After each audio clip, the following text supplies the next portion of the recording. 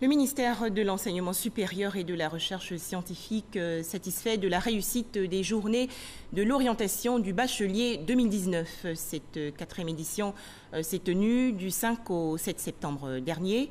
Elle vise à améliorer l'orientation des nouveaux titulaires du baccalauréat. Astou Touré. Ces journées ont réuni plusieurs acteurs clés du système éducatif autour d'un panel porté sur les conditions de la pacification de l'espace universitaire. Pour le représentant du ministre, l'objectif de la rencontre est de trouver des solutions pour le bon fonctionnement du milieu estudiantin. La solution, c'est la sensibilisation.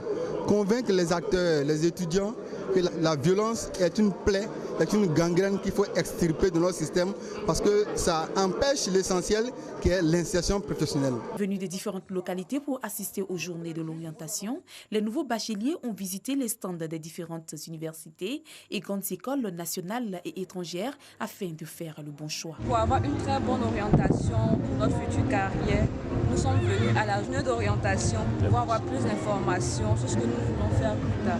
J'ai eu mon bac, mais j'avais beaucoup de doutes sur les filières à choisir. Mais lorsque je suis venue ici, j'ai décidé de faire le droit ou la criminologie.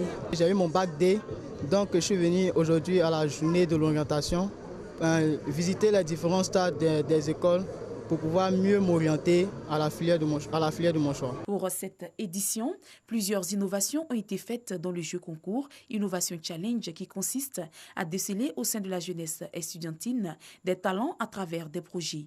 Au nombre de 7 équipes, le premier prix est revenu à l'université virtuelle du Côte d'Ivoire. Nos étudiants ont constaté que dans les universités, dans les écoles et dans la plupart de nos locaux, les étudiants avaient un problème d'espace.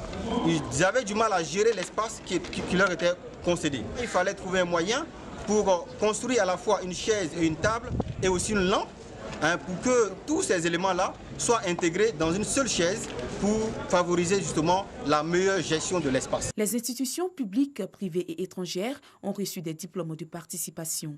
C'est dans une bonne ambiance que la cérémonie s'est clôturée.